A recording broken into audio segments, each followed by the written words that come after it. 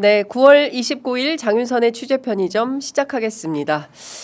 이제 9월이 다 끝나갑니다. 내일이면 9월 30일이고 그리고 10월 첫 주를 시작하게 되는데요.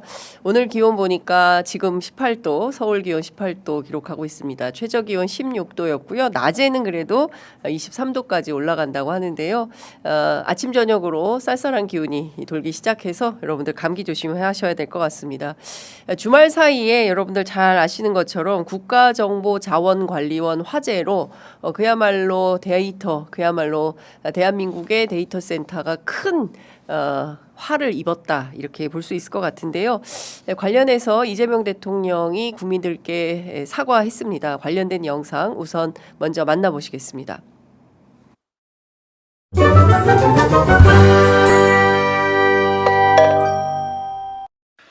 이번 화재 때문에 국민들께서 큰 불편과 불안을 겪고 있습니다. 국정의 최고 책임자로서 송구하다는 말씀을 먼저 드립니다. 특히 취약계층 지원, 여건 발급 등 중요 민생 관련 시스템 복원은 밤을 새서라도 최대한 신속하게 복구하기 바랍니다. 놀라운 사실은 지난 2023년에도 대규모 전상망 장애 사태로 큰 피해가 발생한 바가 있습니다. 그런데 이번 화재도 양상이 매우 유사하다라는 지적이 많습니다. 2년이 지나도록 핵심 국가 전산망 보호를 게을리해서 막심한 장애를 초래한 것은 아닌지 철저한 조사가 필요하겠습니다.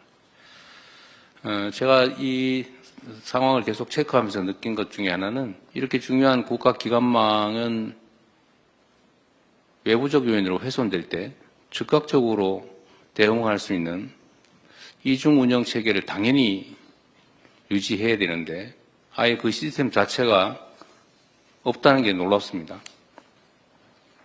3시간 안에 복구할 수 있다고 큰 소리를 쳤다는데 어떻게 3시간은커녕 지금 이틀이 다 되도록 복구가 안 되지 않습니까? 당연히 알았을 것 같아요.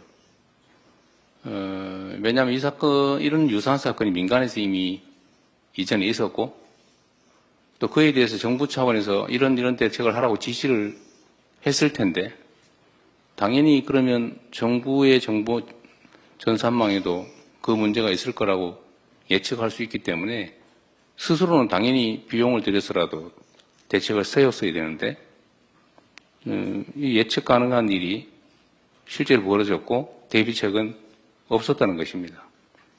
곳곳이 아예 국가 운영 체계가 문제가 있는 것 같습니다. 전 부처가 나서서 최소한 안전 보안 시설에 관한 부분은 아예 밑바닥부터 원점에서부터 혹여라도 문제가 없는지 근본적인 조사를 전 부처를 통해서 전 시설에 대해 최대한 신속하게 조사해 보시기를 바랍니다. 네, 앞서 보신 것처럼 이재명 대통령 국가정보자원관리원 화재에 대해서 국정 최고 책임자로서 송구하다고 공식 사과했습니다. 화재 이틀 만에 대통령이 직접 나서서 사과한 건데요. 야당의 요구에 응답했다 이렇게 말할 수도 있을 것 같고 사실상 이것은 디지털 정부가 하루아침에 멈춰선 것이라서 국정 최고 책임자로서 너무나 당황스럽기도 하고 있을 수 없는 일이 벌어졌기 때문에 근본부터 다시 한번 원인을 찾아보고 대책을 세워야 한다라고 밝힌 것 같습니다. 아마도 어제 비공개로 진행된 중대본 회의에서 많이 화가 나지 않으셨을까라는 예상을 해봅니다. 중요한 것은 어제 대통령이 사과와 동시에 큰 불편과 불안을 겪고 있는 국민들이 높은 시민의식을 발휘해서 차분하게 정부 대응에 힘을 모아주고 있다라면서 감사의 뜻도 전했습니다. 특히 공직자들에게는 취약계층 지원이나 여권 발급 같은 중요한 민생 시스템은 밤을 새워서라도 최대한 신속하게 복구하라고 당부를 했는데요. 오늘 아침 들어온 그 속보에 따르면 우편 서비스는 상당 부분이 복구가 됐다고 하고요. 편지, 소포, 국제 우편은 가능하다고 합니다. 실제로 당장 유학 서류 보내야 되는 학생들 굉장히 애가 타고 오늘 혹시라도 뭐 문제가 생기지 않을까 걱정을 굉장히 많이 했다고 합니다. 그야말로 월요일 아침에 서류를 못 내면 학교에 학업에 지장이 생기기 때문에 이런 것들 걱정을 했는데 아마도 차질 없이 진행이 되고 있는 것 같습니다. 너무나 다행이다라는 말씀을 좀 드리겠습니다. 대통령 지적하신 발언 가운데 제일 중요한 포인트는 이런 것 같습니다. 2023년도에도 대규모 전산망 장애가 민간에서 있었고 큰 피해가 발생했는데 2년이 지나도록 핵심 국가 전산망 보호를 게을리해서 막심한 장애를 초래한 것이 아닌지 철저히 조사가 필요하다라고 밝혔는데요. 가장 이렇게 중요한 국가기관망이 훼손될 때 즉각적으로 대응할 수 있는 이중 운영 체계를 당연히 유지해야 되는데 그런 시스템이 운영하다가 문제가 생긴 게 아니라 그 시스템 자체가 없다는 게 매우 놀랍고 그리고 3시간 안에 복구할 수 있다고 큰 소리를 쳤는데 지금 3시간은커녕 이틀이 다 돼가도록 복구가 안 되고 있는 거 아니냐 이렇게 질타하고 있습니다. 실제 매우 황당한 화재의 사건이지요. 여러분들 보도를 통해서 다 확인하셨겠지만 이번 사고는 이런 화재가 발생할까봐 사전에 리튬 이온 배터리 서버를 분리하는 작업을 하다가 발생한 사건입니다. 정부 전산망에도 이런 문제가 있을 거라고 예측을 했다면 당연히 비용을 들여서라도 대책을 세웠어야 했는데 지금 상황은 예측 가능한 일이 벌어졌다는 것이고 대비책은 아예 없었다는 점이다라는 것을 꼬집었습니다. 대비책이 작동을 안 한 게 아니라 아예 대비책 자체가 없었다. 이 점이 이해가 안 된다라고 지적을 했습니다. 실제 여러 언론들이 취재한 바에 따르면 이번 화재 발화 지점은 무정전 전원안치 UPS라고 하는데요. 이 UPS에 탑재된 리튬 이온 배터리로 지목이 되고 있습니다. LG 에너지 솔루션이 2012년 또는 2013년에 생산을 해서 LG CNS를 통해서 납품을 했다는 건데요. 제조사가 정한 내구 연한은 10년이라고 합니다. 그러니까 최소한 2023년 그죠? 마지노선에서 이때 교체를 하거나 그 전에 교체를 했어야 됐는데 교체하지 않았고 무엇보다 지난 6월에 정기 점검을 했는데 이 배터리에 특별하게 이상이 발견되지 않아서 이번에 옮기다가 이런 사고가 발생을 했다는 것입니다. 다 아시는 것처럼 국가정보자원관리원이 관리하는 분야는 정부24, 국민비서, 인터넷 우체국, 금융, 택배 서비스, 119 신고, 온나라 시스템 모두 647개의 시스템입니다. 이게 한꺼번에 멈춰선 이런 상황인 건데요. 미스테리한 것이 하나 있습니다. MBC가 보도한 것인데요.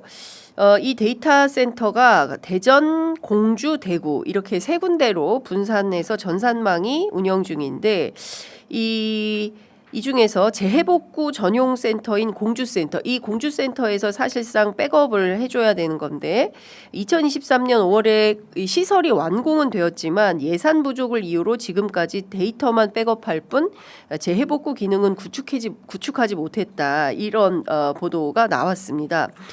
공주센터의 데이터 백업 예산은 갔는데 재해복구 구축 예산은 안 간 건지 확인이 좀 필요해 보이는데요. 관련해서 오늘 오전에 한겨레 신문하고 연합뉴스가 방금 전에 또 보도를 한 게 있습니다.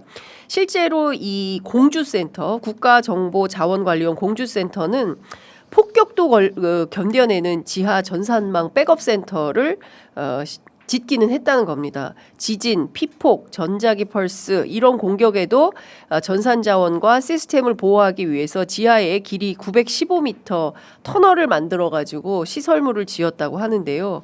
중요한 포인트는 데이터 백업은 되는데 셧다운을 막을 운영 시스템 백업은 구축하지 않았다라는 것입니다. 왜 그런 거냐?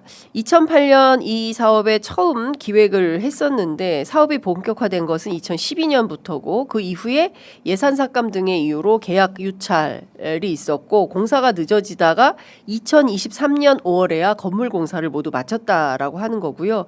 2024년 그러니까 작년에 251억 5천만 원의 예산이 편성되었는데 2025년도 예산 심사 직전인 2024년 8월까지 예산이 전혀 집행이 안 됐다는 겁니다. 그래서 올해 공주센터 예산은 235억 원이 감액돼 가지고 16억 1,400만 원만 편성이 됐다는 거예요. 여러분들 선뜻 이해가 되십니까? 관련해서 제가 오늘 아침 국회 예결위를 중심으로 해서 민주당 국회의원들 연락을 해보는데 아직 이게 이제 금방 나온 보도여서 그런지 상황 파악이 구체적으로는 아직까지는 안 되고 있는 것 같습니다. 관련해서 제가 오늘 추가 취재를 좀 해서 왜 이런 상황이 발생한 건지 확인을 좀 해봐야 될 것 같습니다. 다 떠나서 이렇게 엄청난 다 떠나서 지금 말씀드리자면 전체 647개의 국가 시스템이 모두 한꺼번에 스탑이 되는 이런 황당무계한 사건입니다. 재해는 생길 수 있어요. 그러면 이거를 바로 가동할 수 있는 이중구조화 장치를 반드시 가져야 되고, 이것은 지난번 카카오톡 먹통 사태 때 민간에서 이미 발생했던 거고 정부에서도 발생했던 사고고, 당연히 이것은 미연에 방지를 해서 국민 불편이 없도록 했어야 됐는데 이런 일이 왜 생긴 거냐, 이 부분에 대해서는 좀 추가 취재가 필요해 보입니다. 저도 적극적으로 추가 취재를 해서 내일 관련된 내용을 여러분들께 보도해 드리도록 하겠습니다. 자, 두 번째 준비한 소식으로 넘어가겠습니다.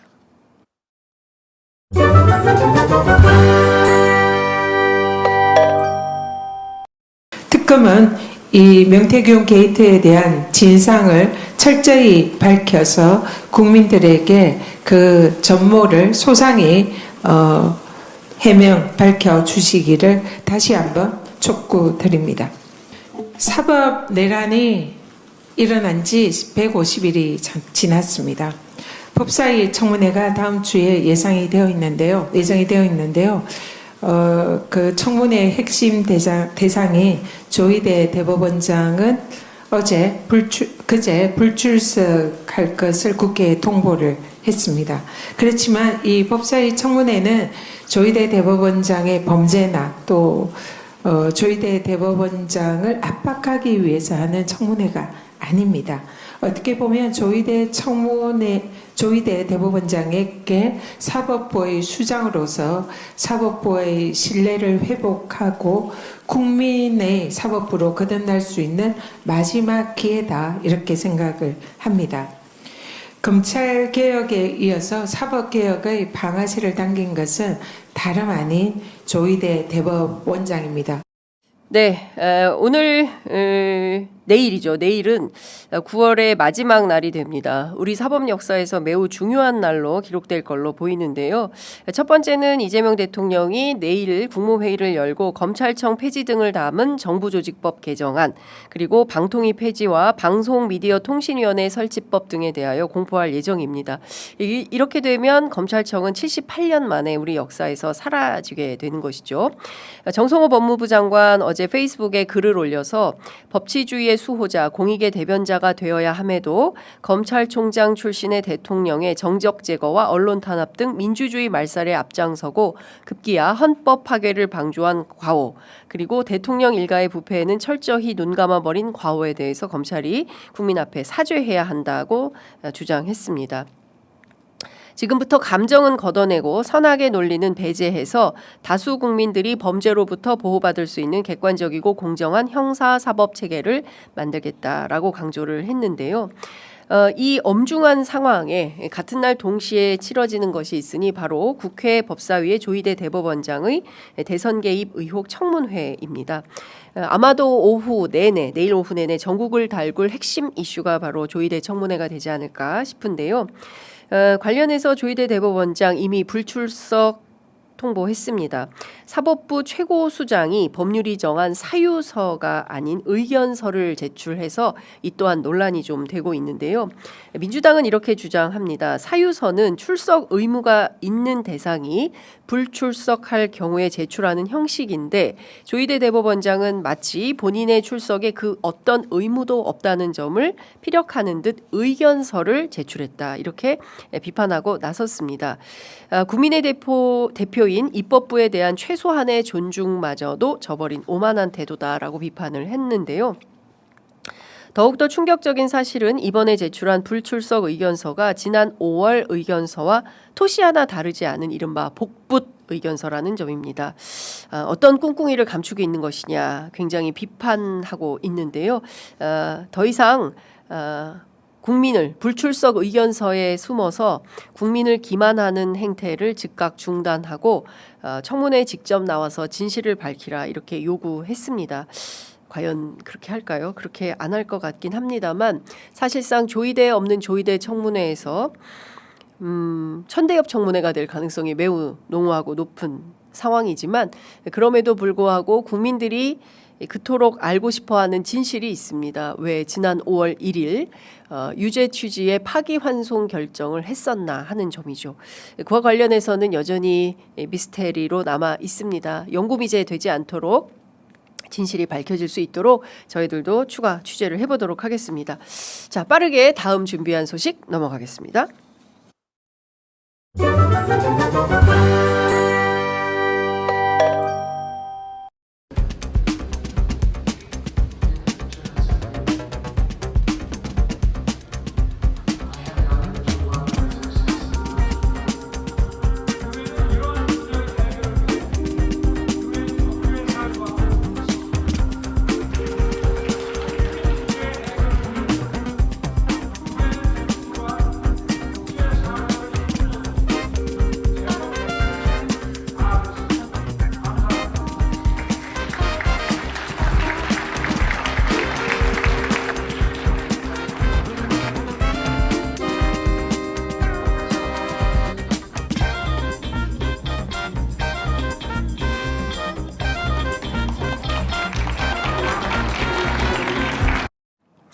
네, 중앙일보가 지난 25일자 보도에서 멜라니아 옆 비어있던 한국 자리 좋은 외교 기회였는데 아쉬워 지적도 점점점 이런 보도를 냈다가 삭제하고 정도용 보도를 했습니다. 사실관계가 부정확했음을 인정한 것인데요. 중앙일보는 유엔 총회 현장 소식을 전하면서 트럼프 대통령 연설 당시 배우자석에 앉아있던 멜라니아 여사를 클로즈업한 사진에 리퍼블릭 오브 코리아라고 쓰인 글귀를 빗대서 함께 앉았더라면 좋은 외교 기회였는데 아쉽다라고 지적을 했죠. 중앙일보 보도가 나온 직후에 국민의힘을 비롯해서 온갖 보수 언론들은 앞다퉈서 김혜경 여사와 이 좋은 외교 찬스를 활용하지 못한 이재명 정부에 대해서 비판의 날을 세웠습니다. 특히 국민의힘은 왕따 외교라고 비판을 했는데요. 손수조 국민의힘 미디어 대변인은 이런 얘기를 했습니다. 멜라니아 트럼프 여사 옆에 배정된 김혜경 여사의 자리는 끝내 비워졌고 세계 정상들의 만찬 자리에도 이 대통령은 불참했다. 이재명 정권은 대통령과 영부인 모두 외면으로 일관했고 결국은 왕따 외교였다라고 비판을 했습니다. 관련해서 제가 대통령실 직접 취재를 해봤더니요. 전혀 사실관계들이 다른 것들이 확인이 되고 있었습니다. 첫 번째 이 얘기를 합니다. 트럼프 대통령의 유엔 총회 연설 여러분 몇 번째였는지 기억하십니까? 네, 아시는 것처럼 두 번째였습니다. 이재명 대통령 연설 순서는 몇 번째였을까요? 네, 아시는 대로 7번째였습니다.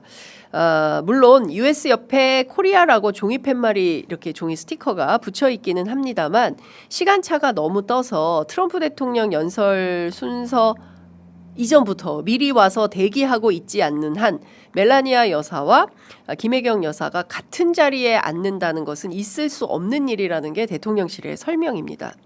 시간대가 안 맞아서 도무지 마주칠래야 마주칠 수 없는 시간대라는 것이 주요 원인인데요.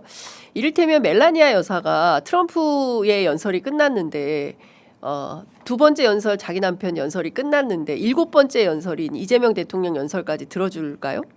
아니겠죠. 그러면 반대로 김혜경 여사가 트럼프 대통령 연설할 때 옆에 와서 앉아 있어야 된다라는 주장인 건데 그게 가능한 일입니까? 사실상 국민의힘이나 보수 언론은 이런 가설을 요구하고 있는 것입니다. 네, 트럼프 연설 때 김혜경 여사가 미리 와서 여사 외교 차원에서 멜라니아 옆에 앉아 있어라. 그리고 그날 트럼프 연설 여러분들 다 기억하시죠? 자화자찬의 국제사회에서의 어떤 다자주의 외교 무대인 유엔을 향한 비난뿐이었는데 거기에 앉아서 멀뚱하게 박수치고 앉아 있어라. 이게 말이 되는 외교입니까? 그랬을 때 또 다른 비판이 있었겠죠. 김혜경 여사는 왜 저기 가서 트럼프 연설을 들으면서 멜라니 옆에 앉아 있느냐. 이해할 수 없다. 이런 보도가 나오지 않았겠습니까?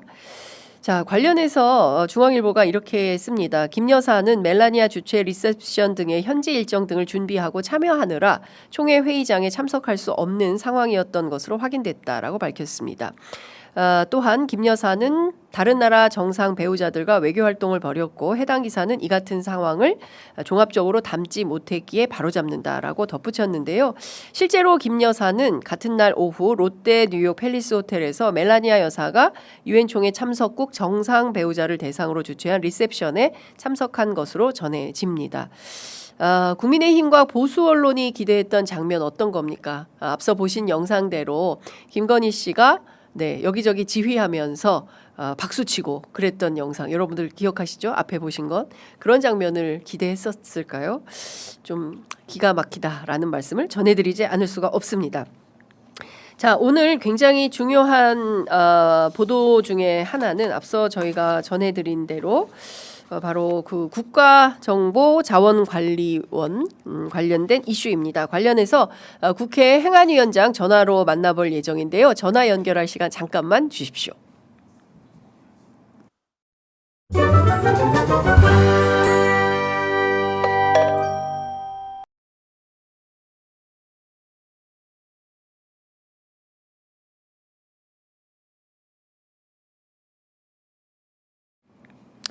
네, 지금부터 국회 행정안전위원장 만나보겠습니다. 의원님 나와 계시죠? 네, 안녕하세요. 네.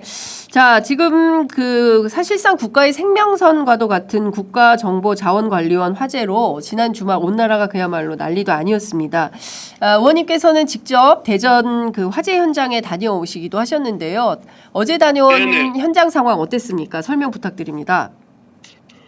현장 상황 2, 3, 4층은 문제가 없었지만 네. 화재가 난 현장을 직접 둘러보면서 어떤 상황이 아주 심각한 상황이구나 이런 것들을 직감할 수 있었습니다. 네. 그러니까 리튬 배터리로 불리는 이 전원 장치의 화재뿐만이 아니라 그 장치와 더불어서 데이터를 보관하고 있는 서버가 한 공간에 한 방 안에 이렇게 있어가지고 전체가 소실된 그런 상황이었기 때문에 네.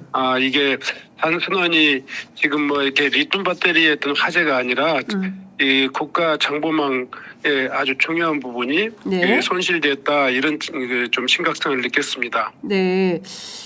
지금 앞서 말씀 주신 대로 리튬 이온 배터리가 결국 화재의 원인이었다 이런 보도가 나오고 있는데요.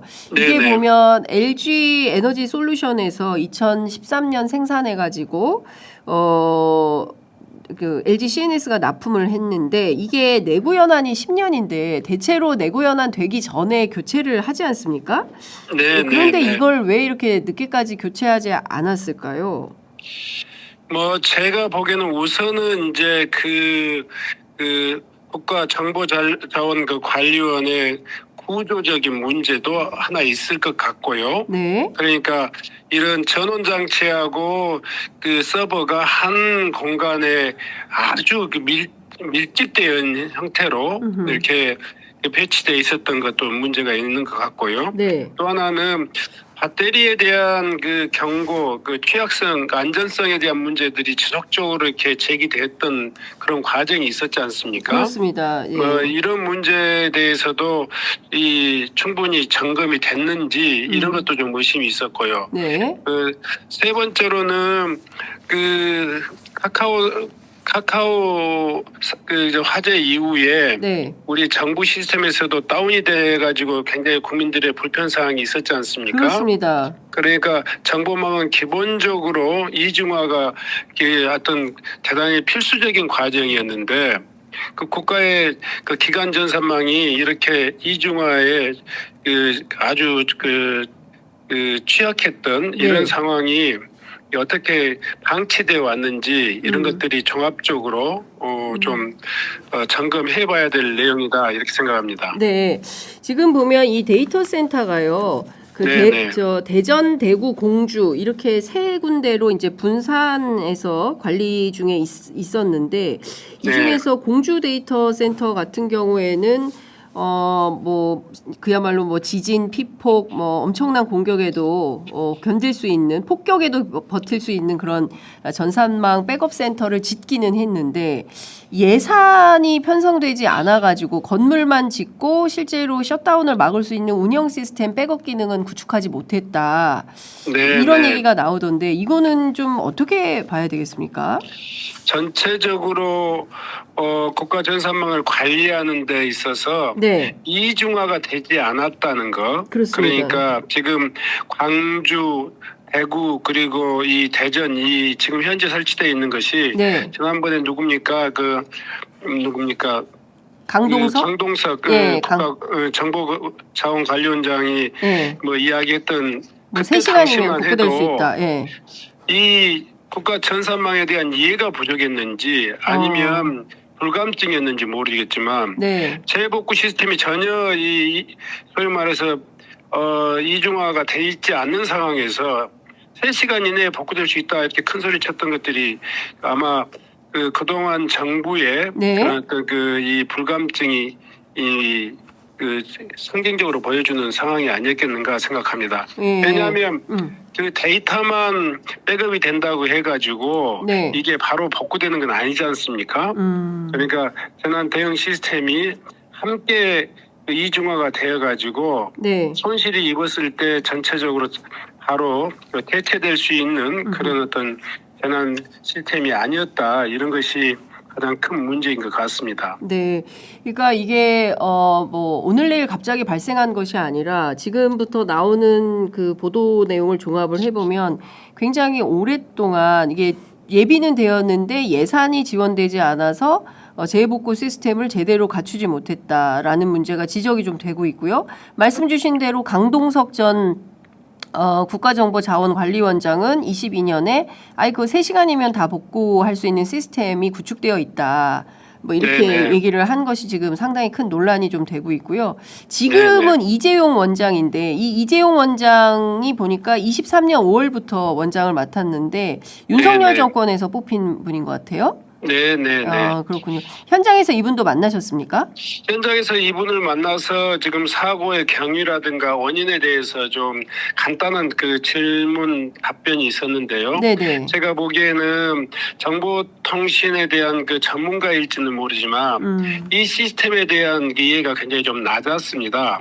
특히 화재 원인에 대해서는 전혀 좀 파악하지 못하고 있었고 예. 저희들이 이 전원 장치와 또 이 서버의 어떤 여러 가지 관계라든가 안전 매뉴얼이라든가 이런 네. 것들을 물었을 때 네. 본인이 즉답하지 못하고 있고 기술자 실무자들에게 계속 묻는 걸 보니까 예. 이 시스템에 대해서 충분히 그 위험성을 인지하고 있지 못하지 않았느냐 이런 생각이 들었습니다. 그러니까 지금 현직 원장조차도 이런 상황이 벌어질 거라고 전혀 알지 못하고 전문성도 없더라. 직접 만나서 네. 물어보니까 즉답도 네. 못하더라.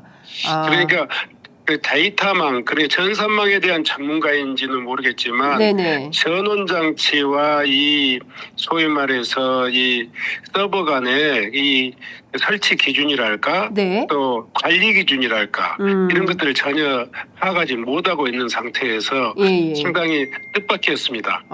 그렇군요.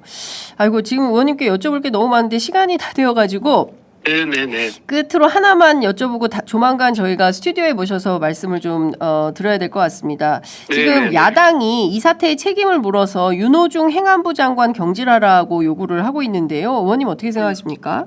전혀 가당치 않은 이야기죠. 지금 뭐 현장에서 이 이동 과정에서 안전기술 관리 기준이 제대로 지켜지지 않았을 수도 있습니다만은 네. 지금 100일밖에 안 된 이 정부에게 그동안 한 10여 년 동안 방치되었던 시스템의 문제를 책임지라 그러면은 이건 과도한 것이 아니겠습니까? 네. 그래서 이 문제는 그 책임 공방을 떠나가지고 근본적인 원인이 뭐였는지 함께 머리를 맞대고 이야기해야 될 때지 지금 정쟁으로 이것을 서로 책임 미루기 공방을 할 일은 아니다 이렇게 생각합니다. 네. 아유, 의원님 진짜 알토란 같은 말씀 잘 들었습니다. 지금 정쟁할 때가 아니라 국가의 재난이나 위기가 발생했을 때는 여야 없이 서로 협력해서 어떻게 하면 빠르고 정확하게 잘 해결할 수 있는 해법이 있나를 찾아야지 이재명 정권 탓하면서 행안부 장관 그러면 지금 당장 경질을 하면 이 문제가 해결이 됩니까? 그런 네네. 답답함이 좀 듭니다. 자, 오늘 말씀 여기까지 듣도록 하고요. 조만간 스튜디오에 모셔서 상세한 말씀 여쭤보도록 하겠습니다. 말씀 잘 들었습니다. 고맙습니다. 네, 감사합니다. 네, 지금까지 국회 행안위원장 맡고 있는 더불어민주당 신정훈 의원님과 함께했습니다.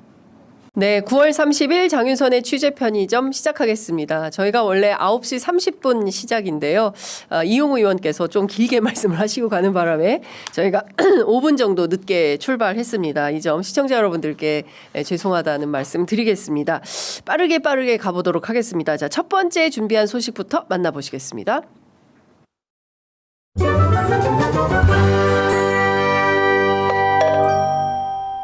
색안경 끼고 정치 공세를 하고 있다고 했는데 색안경 낀 건지 정치 공세하는 건지 한번 따져봅시다. 슬라이드 보여주세요. 자, 첩약 건강보험 사업이 대통령과 특수관계에 있는 자생한방병원 맞춤형으로 진행되는 거 아니냐라는 특혜 의혹이 있습니다. 왜 그런 특혜 의혹이 있는지 관계도부터 한번 볼게요. 윤석열 대통령 그리고 신준식 자생한방병원 이사장은 서로 가깝습니다. 얼마나 가깝냐. 신준식 이사장의 차녀에게 자신이 무척 아끼는 막내 검사 이원모를 소개시켜준 사람이 바로 윤석열 대통령이죠. 즉 윤석열 대통령의 중매로 인해서 자생한방병원은 대통령실 이원모 공직기강 비서관의 처가가 운영하는 병원이 됐습니다. 또한 잘 아시다시피 이원모 비서관의 아내 신지연 씨 대통령 전용기에 탑승할 정도로 김건희 여사와 친하죠. 건강보험 관련돼서 많은 의사결정을 하는 심평원장이 강중구 원장이죠. 강중구 원장의 자녀 강모 씨는 이원모 공직기강 비서관실에서 일하고 있습니다. 이원모 공직기강 비서관 네. 자, 앞서 보신 영상은 작년 지난해 10월 국회 복지위 국감에서 더불어민주당 강선우 의원이 조규홍 당시 보건복지부 장관을 상대로 윤석열 대통령실이 자생한방병원에 특혜를 줘서 실제 이 병원이 큰 돈을 벌고 있다. 이런 의혹을 제기하는 장면입니다. 잘 아시는 것처럼 자생한방병원은 찐윤검사 이원모 전 인사비서관의 처가이죠. 그리고 자생한방병원의 신준식 이사장의 딸 차녀입니다. 신지연 씨는 윤석열 당선 직후 민간인으로서는 도저히 불가능한 1호기에 탑승해서 스페인 나토 순방 때 함께 다녀와서 큰 논란을 빚은 바 있습니다. 관련해서 최근 김건희 특검팀이 신지연 씨의 혐의가 1호기 탑승만 있는 것이 아니다. 횡령 배임도 있다라고 판단을 하고 있다는데요. 어제 한겨레, JTBC, MBC 등 많은 언론들이 특검발로 자생한방병원에 대한 보도를 쏟아냈습니다. 비자금인데요. JTBC 경우에는 125억 원의 비자금을 조성한 정황을 특검팀이 포착했다라고 하고 있고요. 실제 이 돈은 윤석열 씨가 대선 주자로 거론될 때부터 시작을 해서 당선될 때까지 2년 반간 진행이 됐다라고 보도를 했습니다. 방법이 굉장히 기괴한데요. 2020년 1월 자생한방병원 일가가 소유한 회사들끼리 35억 원을 빌려주고 그리고 이 돈을 빌린 회사는 돈은 갚지 않은 채 법인을 청산해 버립니다. 그리고 뿐만 아니라 또 2022년 8월 그러니까 2020년 8월부터 2022년 8월까지 또 2년 동안 자생한방병원 일가 회사가 둘째 딸 신지연 씨 회사에 90억 정도를 빌려주고 또 이것도 안 갚고 청산해 버립니다. 이런 방식으로 모두 125억 원의 비자금을 조성했다라는 의심을 특검팀이 갖고 있는데요. 공교롭게도 후보로 거론됐던 시점부터 대선이 끝날 무렵까지 이 돈이 조성됐다는 점에 특검팀은 주목을 하고 있습니다. 관련해서 어제 김건희 특검팀은 신지연 씨를 특경법상 횡령 및 배임 혐의 등으로 피의자 자격으로 소환 조사를 했는데요.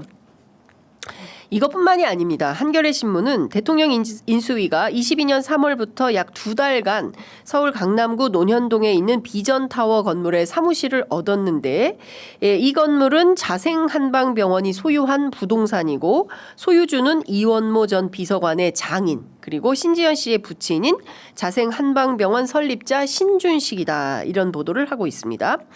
당시 이 건물에는 인수위의 인사검증팀이 설치가 됐었다는 것이고요. 이원모 전 비서관은 물론이고 주진우 국민의힘 의원 당시 인사검증 팀장이었죠. 출입을 하면서 인사 관련 업무를 진행했다라는 겁니다. 관련해서 자생한방병원의 전 직원인 기혁 씨가 이렇게 진술하고 있습니다. 당시 인수위에 인사검증팀이라는 이름으로 사무실이 제공된 것이 직원들 안에서는 공공연한 사실이었다. 그리고 커피머신, 책상 등 사무실 집기 등을 모두 자생한방병원 4층에 있던 신지연 씨 사무실에서 옮겨간 거다. 이렇게 진술을 했다고 합니다.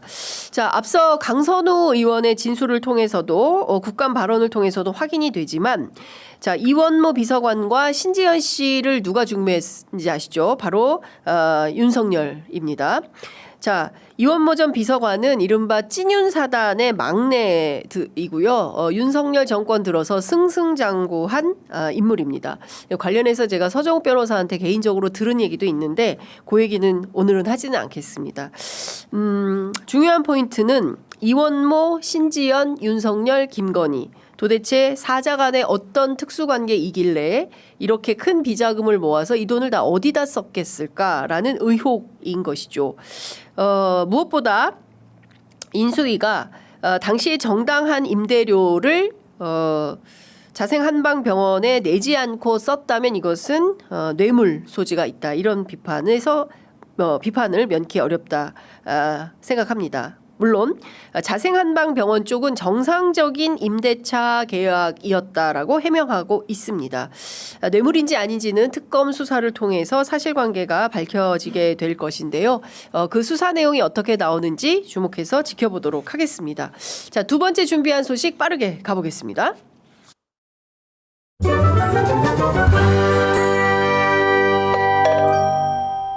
안녕하세요. 국민의힘 윤학신입니다. 인사드리겠습니다. 오늘 희망적인 얘기, 좋은 얘기 많이 했는데 저는 쓴소리 한번 하고 가겠습니다. 안 하려고 그랬어요. 내가 안 하려고 그랬는데 우리 국가유공자 형님들, 저도 국가유공자, 전투유공자 형님들이 계셔서 제가 딱 한마디만 하고 가겠습니다. 오늘 아침에 뉴스 보니까 정동영이란 장관, 통일부장관 이 개새끼가 정동영이란 장관, 통일부장관 이 개새끼가 실탄 쏘지 마라. 실탄 쏘지 마라 이랬어요. 실탄 쏘지 마라 그랬어요. 이게 나라를 지킬 수 있다고 생각합니까? 이게 나라를 지킬 수 있다고 생각합니까? 어떻게 생각하십니까? 자, 저 사람이 누굽니까? 라고 물으실 수 있는데요. 바로 윤학준 국민의힘 남양주갑 지역위원장입니다. 지난 토요일 지역축제 무대에 올라가서 난데없는 욕설을 해서 지역 주민들로부터 거센 항의를 받고 있습니다. 물론 항의가 빗발치자 마지못해 사과를 하긴 하고 있는데요. 더불어민주당 남양주갑 지역위원회 차원에서는 정계를 떠나라 이렇게 요구하고 있습니다. 앞서 보신 것처럼 남대없는 욕설을 내뱉고 있는데요. 이렇게 발언한 것은 정동영 통일부 장관이 한반도의 항구적인 평화 정착을 위해서 우리가 선제적으로 조치할 내용들을 쭉 실천을 하고 있습니다. 그중에 중요한 것 중에 하나가 바로 9.19 군사합의에 해당하는 것이기도 하는데요. 군사분계선 일대에서 실사격, 실기동 훈련을 중지하는 게 맞다라고 발언한 데 대해서 욕설을 한 것입니다. 이런 난데없는 욕설에 대해서 무대 아래에 있는 방청객이라고 해야 되겠죠. 지역 주민들 사이에서 고성과 항의가 이어졌습니다. 그럼에도 불구하고 윤학준 지역위원장은 계속 이런 얘기를 합니다. 군인은 사격해야 되고 훈련 연습은 계속해야 된다. 결국 국가가 이것을 못하게 해서는 안 된다. 그런 사람은 걔 XX다. 이런 주장을 하고 있는데요. 이 사람은 해병대 사령관 출신입니다. 지난 총선에서 남양주 갑구에 출마했다가 낙선한 인물이기도 한데요. 비상계엄 직후에는 윤석열 탄핵 사태의 원인이 민주당에게 있다. 이런 말도 안 되는 소리를 해서 빈축을 산 바 있기도 합니다.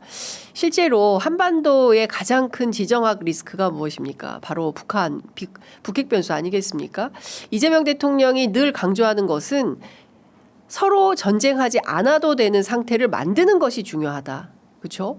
평화가 밥이고 평화가 경제입니다. 우리가 노무현 정부 때 그리고 문재인 정부 초반에 직접 목격한 바 있지 않습니까? 남북관계가 해소가 되면 남북관계가 평화적으로 관계 정립이 되면 경제 발전이 어떻게 되는지 확인하지 않았습니까? 그럼에도 불구하고 보수 정당, 뭐 지금 보수라고 할 수도 없겠네요. 극우 정당이라서 그런가요? 국민의힘 내부에서 이런 말도 안 되는 주장을 하는 것에 대해서 아마도 지역 유권자들이 더 이상 참지 않을 것이다라는 생각이 좀 듭니다. 한반도의 항구적인 평화 체제가 정착이 되어야 코리아 리스크도 사라지고요. 안정적으로 먹고 사는 길도 열리게 되는 것입니다. 특히 당일 축제 현장에는 어린아이들이 많이 있었다는 거 아닙니까?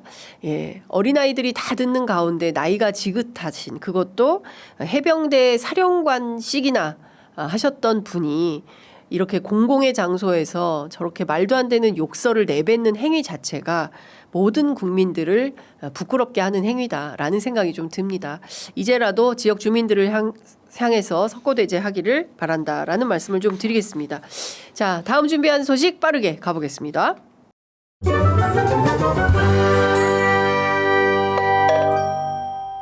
많은 국민의 걱정과 우려 속에 금일부터 중국인이 무비자 입국 시작되었습니다. 이는 국민 안전을 담보로 한 위험한 도박입니다. 지난 8월 언론 보도에 따르면 중국 정부는 공공부문 고위 관리에서 초등학교 교사, 의사, 간호사, 정부 계약업체 직원, 일반 근로자에 이르기까지 해외여행을 승인 형태로 제한하고 있습니다. 하물며 연구, 고교류, 학습을 목적으로 한 출장까지 대다수 금지하고 있습니다. 이는 시진핑이 추진하는 강력한 이데올로기 관리의 일환이자 중국민의 해외 이동과 유출을 막기 위함입니다. 중국 상황은 중국인의 출국을 막고 있습니다. 이상하지 않습니까? 상황이 이럴진데 지금 무비자로 한국에 대거 몰려드는 중국인은 대체 누구입니까? 보신 영상은 어제 국민의힘이 인천에 가서 현장 최고위원회를 했거든요. 이 현장 최고위에서 김민수 최고위원이 한 발언 한 대목입니다.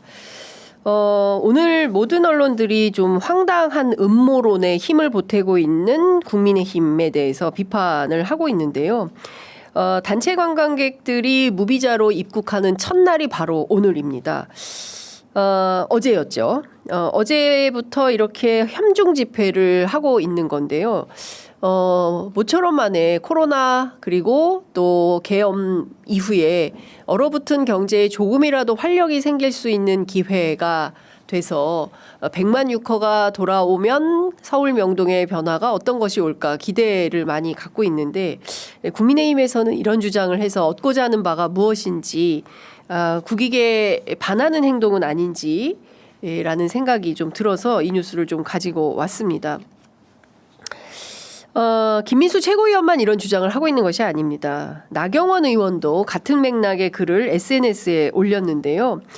지금 모든 입국 심사 신고 절차에서 체류지 주소 기입은 필수인데 아시는 것처럼 지금 오늘 아침에 중대본에서도 회의 결과가 들어오고 있는데 국가정보자원관리원의 화재 사건 때문에 이런 것들이 제대로 되지 않아서 결국에 주소 입력이 누락되게 되면 실제 무비자 입국자가 입국하고 나서 어디에서 무슨 생활을 하는지 알 수가 없다. 사후 관리와 현장 통제가 불가능해지니까 오지 못하게 해야 된다. 이런 주장을 하고 있습니다.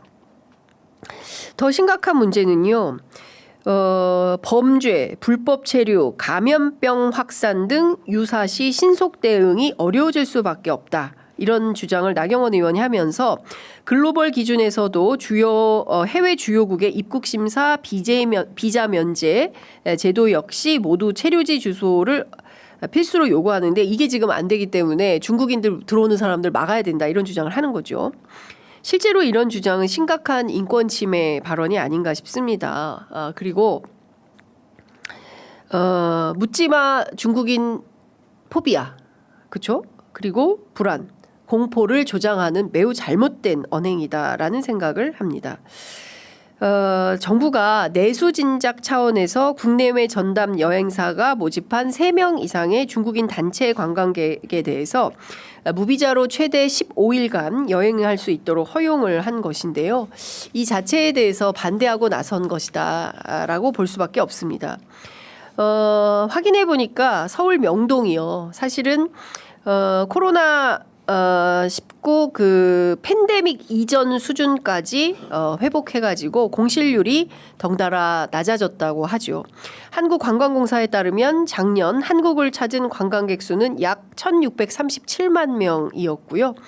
그리고 코로나19 이전인 2019년에 94% 수준까지 회복을 했다는 것이고, 그리고 이것을 조금 더 앞서는 수준으로까지 끌어올릴 수 있다는 게 올해 전망입니다. 그럼에도 불구하고 극우 정당 소속인 정치인들은 경제는 날 모르겠다, 국익은 잘 모르겠다, 경기 회복, 경제 활성화, 입만 열면 그렇게 강조하더니 지금은 오로지 반 이재명, 반중 투쟁에만 골몰하고 있다라는 생각이 좀 듭니다. 참 반중 혐오 정서를 왜 이렇게 주장을 할까요? 과거에는 반북 색깔론 주장을 했었는데 그게 잘 먹히지 않으니 반중 혐오로 돌아선 거 아닌가. 결국에는 전 세계 극우와 함께 이 노선을 함께 가겠다라는 주장이 아닌가 싶습니다. 관련해서 더불어민주당 고민정 의원이 이렇게 직격했습니다. 나경원 의원은 특정 국민을 불안 요소로 지적하면서 인종차별과 외국인 혐오를 기반으로 한 극우의 전형을 보여주고 있다. 대림역 인근에서 어린 학생들을 위협하는 극우 집회가 현재 이어지고 있고 온라인에서는 약자를 조롱하고 혐오하는 발언이 일상화되고 있다. 국민의힘은 그들의 숙주가 되어서 온 국민을 불안에 떨게 하고 있다. 이렇게 얘기하고 있습니다. 10월에 중국의 국경절 있습니다. 연휴가 굉장히 길죠. 이번에 우리 추석도 연휴가 굉장히 길지 않습니까? 이번 주 금요일부터 사실상 긴 연휴가 시작된다고 볼 수 있고, 그리고 고향보다는 인천공항으로 젊은이들이 많이 향하고 있다. 여행 특수죠. 아마도 중국인들이 국경절 연휴를 맞이해서 가까운 한국이나 일본 그리고 동남아 많이 갈 걸로 예상합니다. 다른 나라 다 가는데 한국만 오지 않는다. 이것도 우리만 팔이 날리는 것도 안 좋은 거 아니겠습니까? 이럴 때는 여행 유통업계가 특수를 누려야 됩니다. K-팝, K-무비, 그리고 K-뷰티 얼마나 많은 사람들이 와서 또 관광하면서 또 돈을 쓰고 그리고 우리 물건을 사가지고 가서 야 한국 물건 써보니까 진짜 좋아. 한국 음악 보니까 너무 좋아. 한국 거리 너무 깨끗해. 한국 음식 너무 맛있어. 이런 거 인식하고 돌아가서 국제사회에 이것도 전파하지 않겠습니까? 그러면 우리의 위상이 얼마나 또 올라가는 거 아니겠습니까? 이런 긍정적인 면은 왜 보지 않는 것인지 참으로 답답하다라는 생각이 좀 듭니다. 최근에 극우 단체들이 명동에서 집회 못하게 하니까 대림동까지 가서 특히 중국인 밀집 지역에 가서 중국인들의 입국을 막으라라면서 반중 시위를 하고 있다고 하는데요. 최소한의 우리 경기의 마중물이라도 될 수 있는 그렇게 되기를 바라는 중소자영업자들의 뜻을 허무는 행동은 정당이라면 공당이라면 해서는 안 되는 행동이 아닌가 싶습니다. 이재명 대통령 밉다고 해서 나라까지 거덜내겠다 이런 태도는 매우 불손하다 비판하지 않을 수 없습니다. 자, 다음 준비한 소식 가보겠습니다.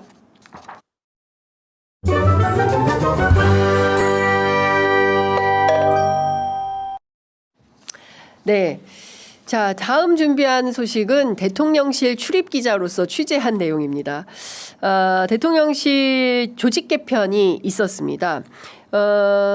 아시는 것처럼 이미 보도가 다 되었기 때문에 상세히 설명을 좀 드리자면 대변인 체제가 투톱 체제가 됩니다. 강유정 대변인 원톱이었었는데요. 앞으로는 김남준 제1부속실장이 새로 대변인에 발탁이 돼서 강유정, 김남준 투톱 체제가 됩니다. 그리고 김남국 전 의원이 맡고 있던 디지털 소통 비서관실이 홍보수석실에서 나와서 통째로 비서실장 직할 체제로 운영이 됩니다. 아마도 11월경 될 걸로 예상을 하는데요. 청와대로 대통령실이 옮겨가게 되거든요. 그렇게 되면 유튜브 방송 라이브를 할 가능성이 매우 높다는 전망이 우세합니다. 아마도 저희 같은 출입 기자들도 대통령실이 마련한 유튜브 스튜디오에서 방송을 하게 되지 않을까 싶은데요. 그 일을 맡아서 진행할 분이 바로 김남국 디지털 소통 비서관입니다. 그러니까 김남국 비서관실에서 하게 되는 이 일을 통해서 아마도 앞으로 대통령실이 좀 더 적극적으로 디지털 소통 강화에 나서겠다라는 입장을 피력한 것이다라고 볼 수 있을 것 같습니다. 비서실장과 협업해서 뉴미디어 시대에 새로운 디지털 소통에 적극 나서겠다 이렇게 김남국 비서관이 입장을 밝히기도 했는데요. 뿐만 아니라 정무수석실 산하에 있던 정무기획비서관을 신설해서 앞으로는 정당과 소통을 더 그리고 또 협력을 더 강화하겠다 이런 방침과 입장을 세우고 있기도 합니다. 인사비서관실 같은 경우에는 김용채 인사비서관이 그리고 균형 인사제도 비서관에는 최수경 행안부국장이 임명이 새로 되지 않았습니까? 그래서 두 분이 맡아서 인사수석실 산하에서 일을 하게 되고요. 많은 분들이 궁금해하는 바로 이제 김현지 비서관에 대한 얘기도 말씀을 좀 드리겠습니다. 김현지 비서관이 어제 제1부속실장으로 발령이 났습니다. 국민의힘에서는 또 다른 V0냐, 의전 서열 1.5다, 온갖 비난을 쏟아내고 있죠. 특히 국감을 앞두고 김현지 비서관의 출석 여부를 둘러싸고 김현지 비서관에 대한 비판을 굉장히 많이 했는데요. 나간다는 게 방침입니다. 그리고 안 나갈 이유도 없다라는 게 대통령실의 판단입니다. 보직과 상관없이 국회가 결정하면 출석하겠다라는 건데요. 국회가 결정하지 않으면 김현지 비서관 안 나가는 거 아니냐. 결국 여당인 민주당에서 김현지 비서관을 보호하기 위해서 국회 출석 안 하도록 만들 것이다. 국회가 김현지 비서관의 출석을 막을 것이다. 이런 전망도 어제 밤사이에 쏟아지기도 했는데요. 관련해서 국회의원들 제가 취재를 해보면 이런 말이 쏟아집니다. 그럴 이유가 없다. 그리고 공직자가 국회에 출석해서 국회의 질문, 사실 국회가 묻지만 이것은 국민이 묻는 질문이기도 하기 때문에 그런 질문을 회피할 하등의 이유가 없다라는 게 국회 판단이기도 합니다. 여당인 민주당이 김현지 비서관의 출석을 막을 이유는 없다. 오히려 김현지 비서관에 대해서 마녀 사냥을 하기 위해서 일부러 이런 프레임을 만드는 거 아니냐. 그 자체가 공격 소재로 만들려고 하는 거 아니냐. 일종의 이제 문고리 권력 이렇게 만들려고 하는 거 아니냐. 이런 비판도 있습니다. 물론 당 안에서는 김현지 비서관이 워낙 그립이 세서 이 자체로 논란거리를 만들 수는 있겠다라는 비판적 사고를 하는 분들도 계십니다. 그런데 의견은 워낙 다종다기하게 있는 것이니까 그 자체로 문제로 삼을 수는 없다라는 생각이 좀 들고요. 대통령실 내부 취재해 보면 이런 얘기가 들립니다. 워낙 김현지 비서관이 믿음성 있게 일 처리를 잘 해야 된다라는 판단 때문에 그립을 좀 강하게 주려고 하는 데서 발생하는 여러 이슈들이 있는 것 같기는 하다. 성남이나 경기도와 달리 국정원 단위가 굉장히 크기 때문에 AI부터 외교안보까지 한 사람이 다 마크하기는 곤란하다. 그래서 일종의 오케스트라 지휘자처럼 잘할 수 있는 분들에게 일을 맡기고 그것이 잘 돌아갈 수 있도록 하는 게 훨씬 더 좋은 거 아니냐 이런 얘기가 또 나오기도 합니다. 자, 저희가 오늘 준비한 뉴스 퀵배송은 여기까지인데요. 지금 속보가 굉장히 많이 들어오고 있습니다. 우체국 택배 관련해서 신선식품 배달 안 돼서 걱정이다. 굉장히 많은 성토가 쏟아졌는데요. 그것은 복구가 된 것 같습니다. 그래서 우체국 택배 신선식품도 가능하다. 이게 보도가 들어와 있고요. 그리고 중대본 회의가 방금 전에 끝난 것 같은데요. 1등급 시스템 36개 중 20개가 복구가 되었다고 하고요. 56%가 정상화됐다라고 합니다. 이후에 들어오는 소식은 저희가 추가로 계속 보도해 드리도록 하겠습니다. 자, 오늘 준비한 뉴스 퀵배송 여기까지 하겠습니다. 네, 10월 2일 장윤선의 취재 편의점 시작하겠습니다. 사실상 오늘부터 연휴를 시작하신 분들도 계시는 것 같습니다. 제가 어제 대통령실 하정우 AI 수석 그리고 김용범 정책실장의 브리핑이 저녁 7시에 잡히는 바람에 저녁 늦게까지 대통령실의 기자실에 마지막에 불 끄고 나왔는데요. 어제 퇴근할 때 보니까 기자들도 내일부터 안 나옵니다. 이제 이런 기자들이 상당히 많이 있더라고요. 사실상 내일 개천절이기 때문에 오늘이 마지막 날이다. 그래서 귀성 인사를 각 정당이 하지 않습니까? 용산역, 서울역으로. 아마 오늘 더불어민주당 그리고 국민의힘은 각각 서울역과 용산역으로 가서 귀성 인사를 하게 될 것 같은데요. 혹시 오늘부터 떠나시는 분들 계십니까? 댓글창에 네, 오늘 어디로 떠나시는지 알려주시면 좋겠습니다. 제가 소개하도록 하겠습니다. 혹시 인천공항으로 가십니까? 네, 어디 해외여행 가시는지 그것도 알려주시면 감사할 것 같습니다. 그리고 아까 보니까 1번으로 출첵합니다. 박은미님 해주셨어요. 1번 너무 감사드립니다. 네, 현안은 너무너무 많습니다. 취재할 것도 너무너무 많고요. 방금 전까지 취재한 따끈따끈한 소식 종합해서 지금부터 뉴스 퀵배송 해드리도록 하겠습니다. 첫 번째 준비한 소식 우선 영상으로 만나보시겠습니다.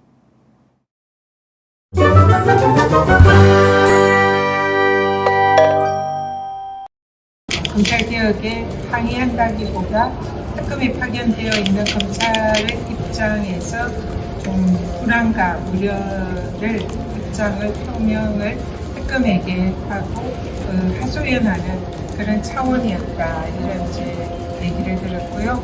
그리고 실제로 지금 이제 특검은 흔들림 없이 특검으로서 파견 검사로서 최선을 다해서 김건희의 국정농단에 대한 수사를 철저히 하고 임무를 완수하겠다. 그런 입장이다라는 점을 밝혔습니다.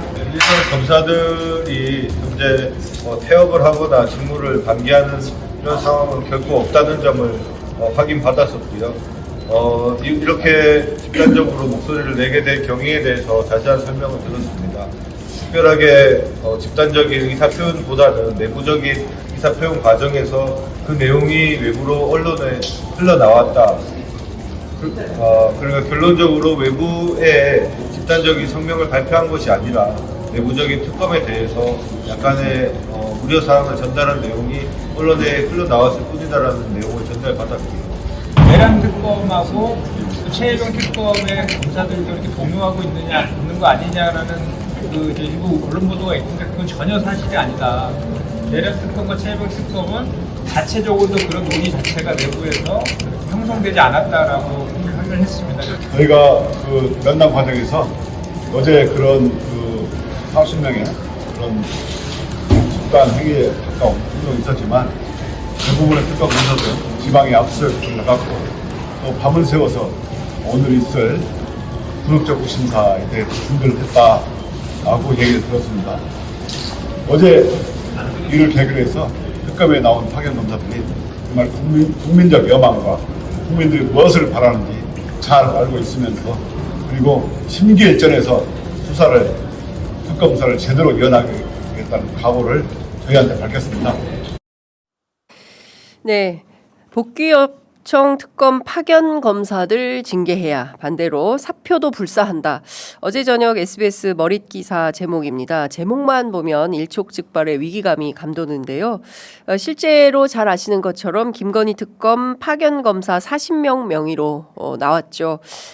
일종의 이제 나 돌아갈래 컨셉의 파견 검사 일동 성명서가 나오자마자 국민적 공분을 자아냈습니다. 수사기간까지 30일 연장해서 각고의 노력을 기울여서 수사를 해도 모자랄 판에 검찰청 폐지 등을 담은 정부조직법 개정안이 국무회의 의결로 통과가 되자 이렇게 나서는 것이 일종의 집단항명하는 것이 과연 옳은 것이냐 국민적 비판이 쏟아졌습니다. 김건희 특검 필두로 해서 내란 특검 그리고 또 최혜병 특검까지도 확산되는 거 아니냐. 사실 그런 언론 보도가 오늘 아침에도 계속 쏟아지고 있습니다. 경우에 따라서 일파만파 커질 가능성이 있다고 판단한 더불어민주당 3대 특검 특위는 어제 오후 4시 40분 김건희 특검팀을 직접 방문해서 앞서 보신 영상대로 파견 검사 전체를 통솔하는 위치에 있는 특검팀의 주요 관계자를 만나서 면담을 했습니다. 특검팀 내부 분위기가 실제로 어떠한 건지 확인하기 위한 그런 조처였다. 이런 평가가 가능할 것 같은데요. 현장에서 특검팀을 통해서 확인한 새로운 팩트를 중심으로 해서 제가 취재한 내용을 설명드리도록 하겠습니다. 어제 민주당 특검특위 위원들을 수행했던 민주당의 한 관계자는 어제 취재 편의점과의 통화에서 성명서가 나왔던 당일 어떤 일들이 특검팀 안에서 벌어졌는지 직접 듣고 상세히 설명을 해 주었는데요. 지난달 30일입니다. 그저께죠. 국민일보 단독 보도로 특검 파견 검사 일동의 입장문이 나왔죠. 그날 오전 11시 어떤 일이 벌어졌느냐. 김건희 특검팀의 파견 검사 중 대표단이 민중기 특검에게 면담 신청을 했다고 합니다.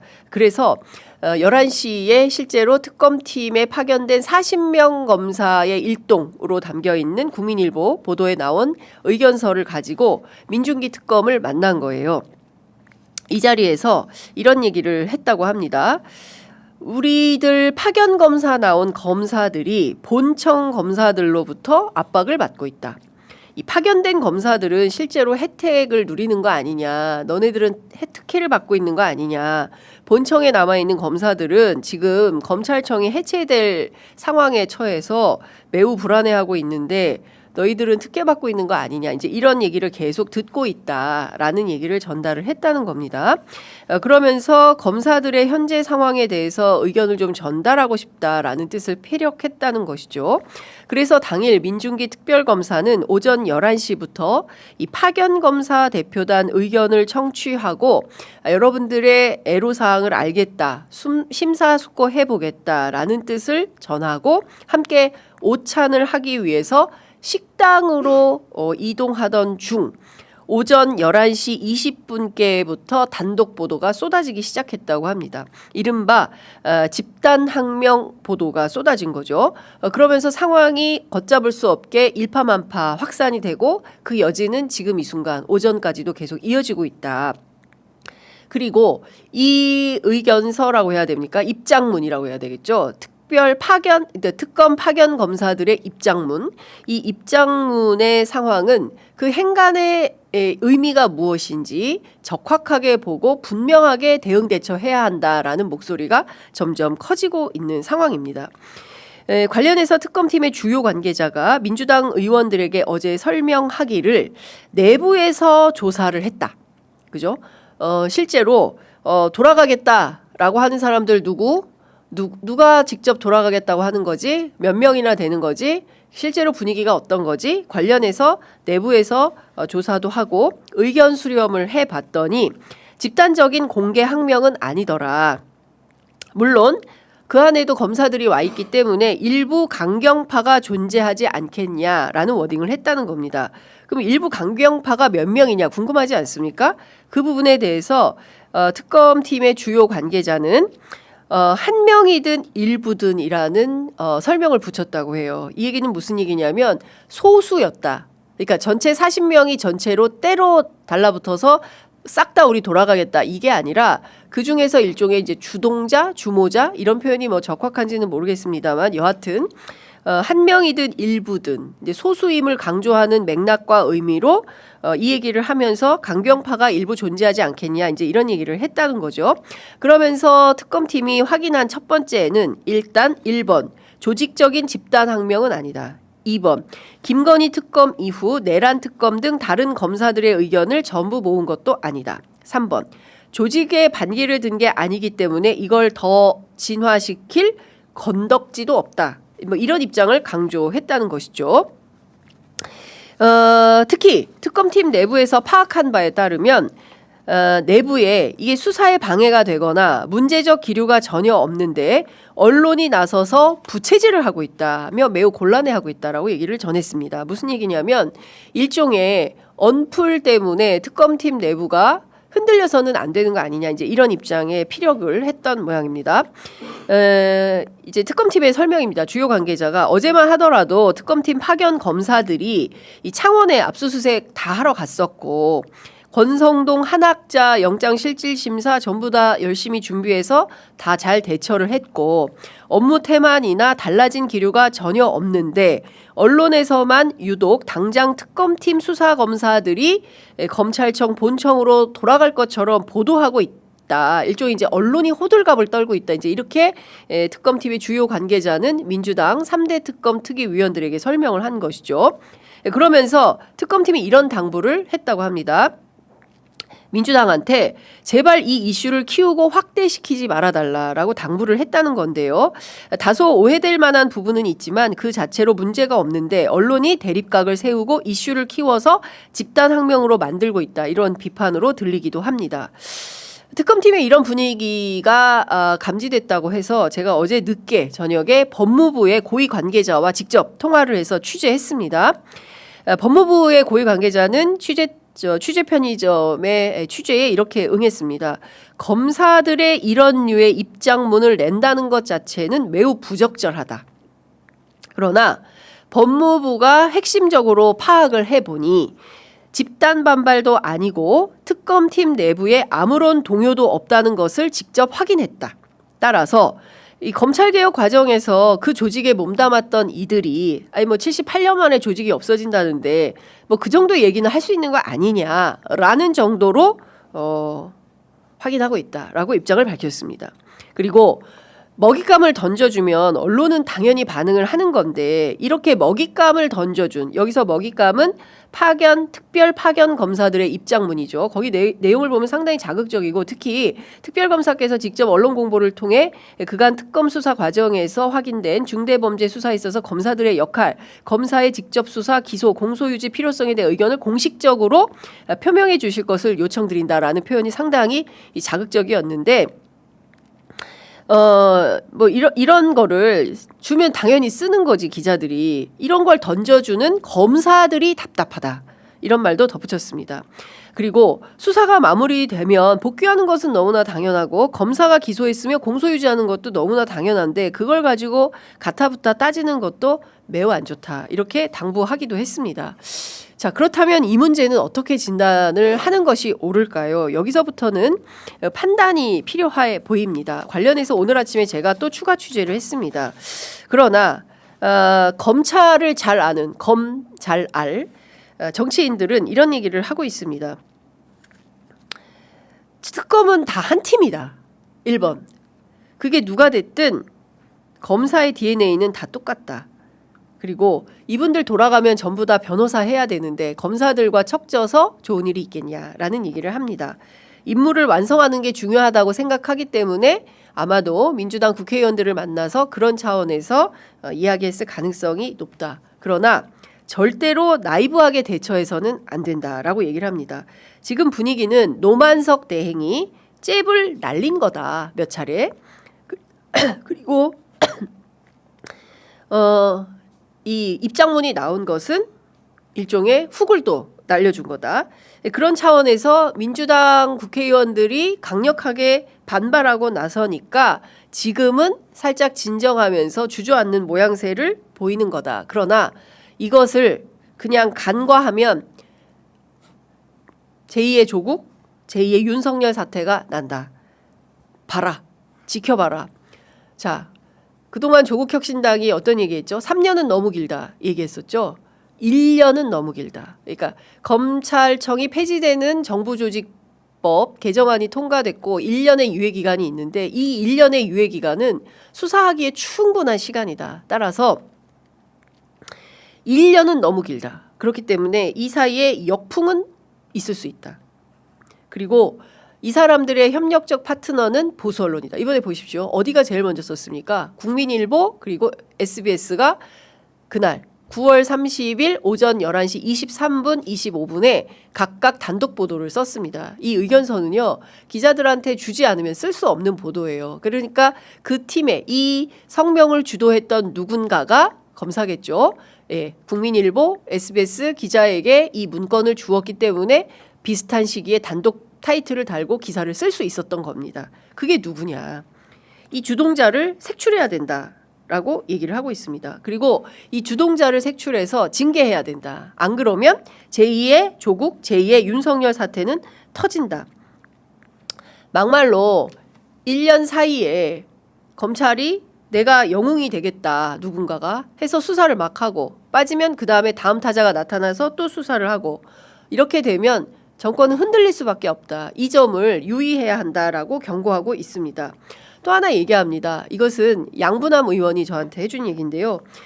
검사 2,300명 있다. 수사 잘하는 검사들 많다. 40명 때문에 특검 수사가 흔들린다는 게 말이 되냐? 너희들이 없어도 수사할 사람 많다라는 점을 그 입장을 특검이 분명하게 검사들에게 알려줘야 된다. 너희들이 아니어도 수사할 검사는 많다. 대한민국 수사할 수 있는 검사 2,300명이다.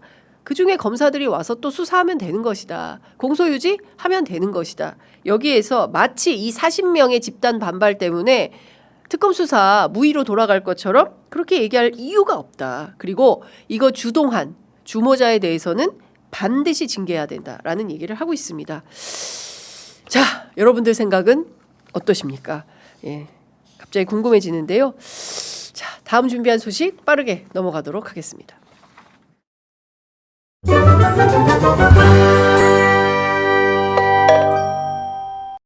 더불어민주당 소속 서울시 문화체육관광위원회 김모 위원장이 특정 종교단체 신도 3,000명의 개인정보를 확보해서 이를 2026년 민주당 경선에 활용하려 한 정황이 드러났습니다. 당원 가입하고 이런 건 문제가 아닌데 돈을 우리가 이렇게 이제 받아서 하게 되면 나중에 또 이게 돈이 문제가 되지 않나 하는 지금 생각이 돼요.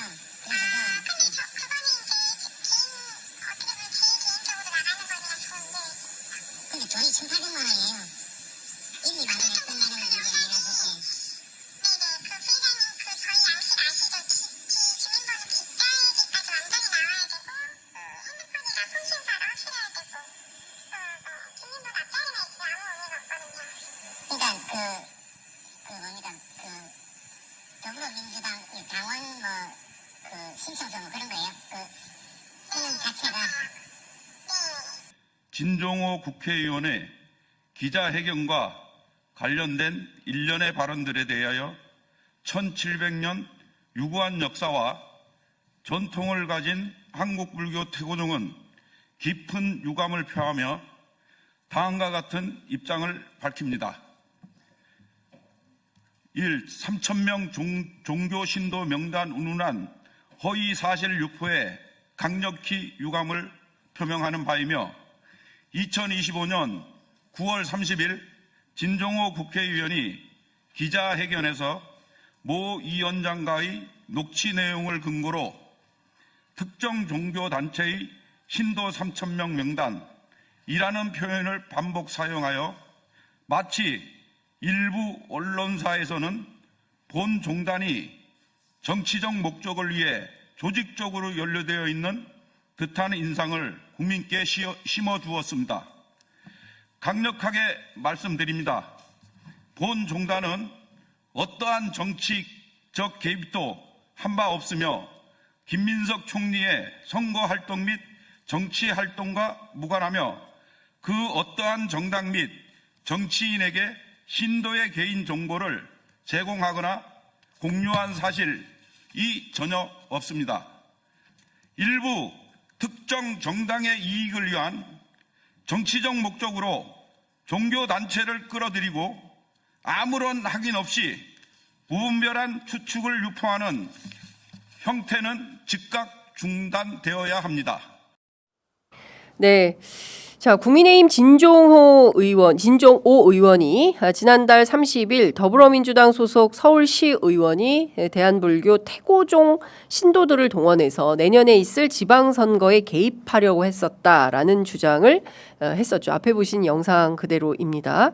자, 그런데 오히려 허위사실 유포에 의한 명예훼손으로 고발될 처지에 놓인 상황 같습니다.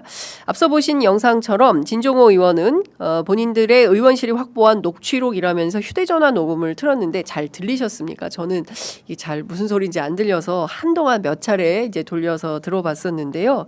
일단 명징하게 잘 들리지 않아서 내용의 핵심이 뭔지 확인하기는 좀 어려웠지만 관련된 보도를 종합을 해보면 의혹의 당사자로 지목된 사람은 바로 더불어민주당의 김경 서울시 의원입니다. 그런데 이 김경 서울시 의원도 진종호 의원이 녹취록의 맥락을 왜곡했다고 주장하면서 일단 본인은 의혹이 제기됐으니 민주당을 탈당하고 그리고 법적 대응 후 다시 돌아오겠다라고 의혹을 전면 부인하고 나섰습니다. 구체적으로 살펴보면 이런 내용들입니다. 진종호 의원이 기자회견을 통해서 밝힌 내용은 이런 겁니다. 민주당 소속의 서울시 문화체육관광위원회 위원장이죠. 김경 위원장이 특정 종교단체 신도 3,000명, 그러니까 여기서 얘기하는 특정 종교단체는 바로 태고종을 얘기를 하는 겁니다. 불교. 이 신도 3,000명의 개인정보를 확보해가지고 내년에 있을 민주당 경선에 활용하려 한 정황이 드러났다. 이렇게 주장을 하고 그 증거가 바로 제보자 김경 시의원 그리고 제보자와 서울시의회 문체위원장실 직원 간의 녹취도 있다라고 공개를 했죠. 그리고 이 그러니까 태고종 신도 3,000명 명단을 확보해가지고 그 사람들을 권리당원으로 가입시킨 다음에 6개월 동안 당비 대납을 해서 일단 특정인을 당선시키려고 한 거다라고 이걸 제보자를 회유하려고 한 정황이다라고 설명을 한 건데요. 중요한 것은 이 당비 대납 이것도 굉장히 큰 문제가 될 수 있겠죠.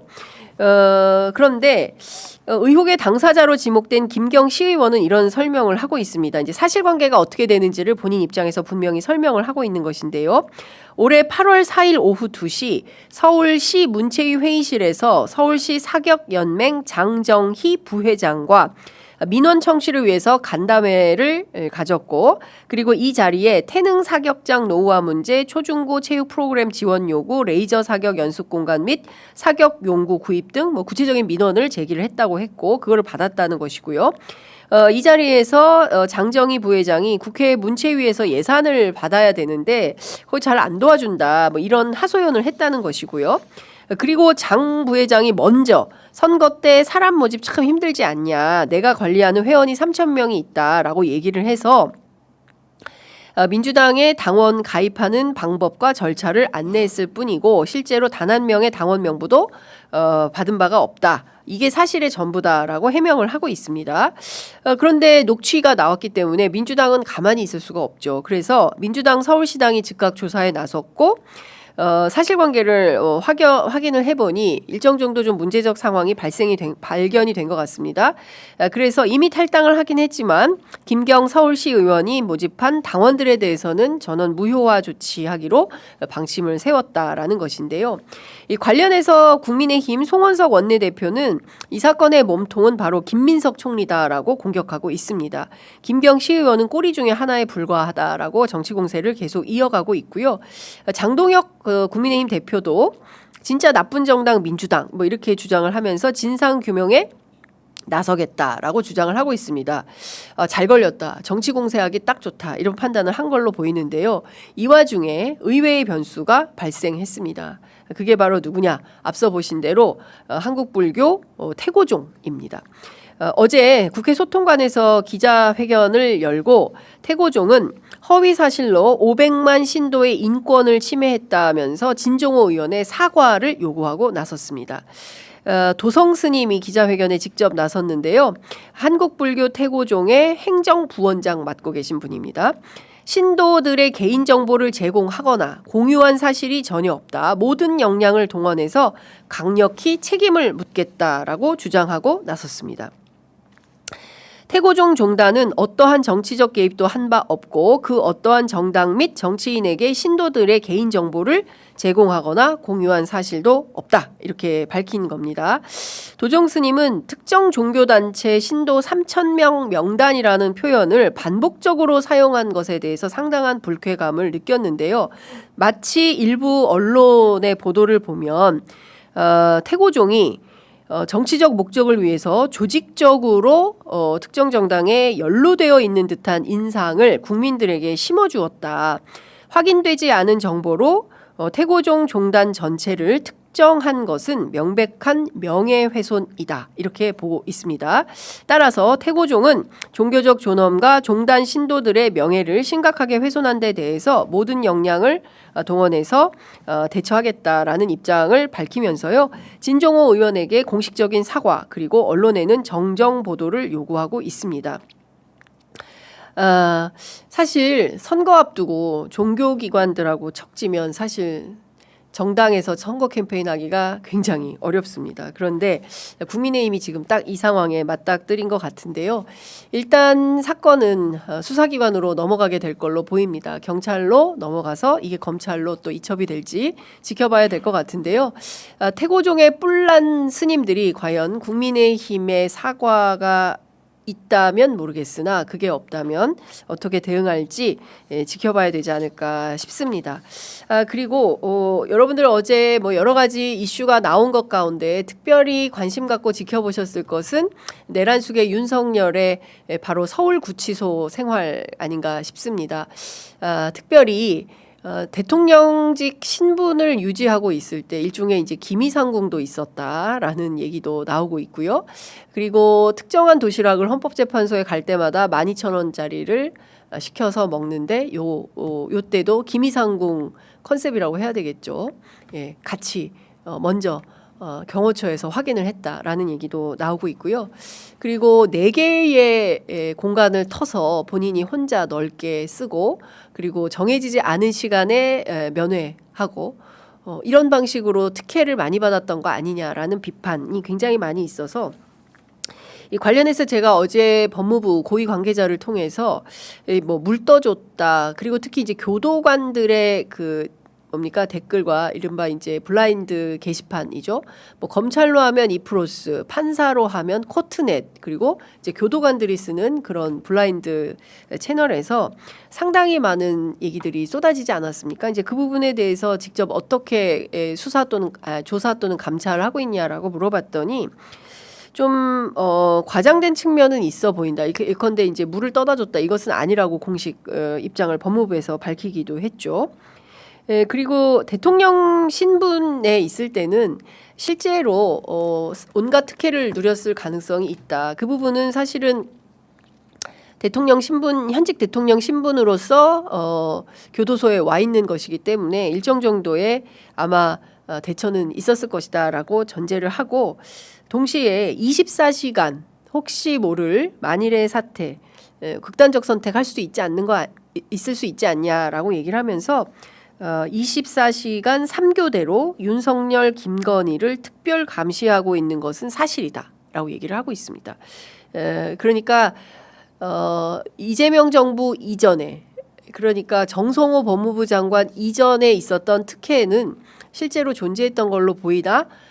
일정 부분은 과장된 측면이 있다. 이렇게 설명을 하고 있고요. 그 이후에는 일체 없고 다만 3교대로 극단적인 선택에 대비해서 특별 감시를 하고 있는 것은 사실이다. 이렇게 확인을 해 주었습니다. 자, 오늘 준비한 뉴스 퀵배송 여기까지고요. 아까 보니까 뭐 여기저기 많이들 가시는 것 같은데요.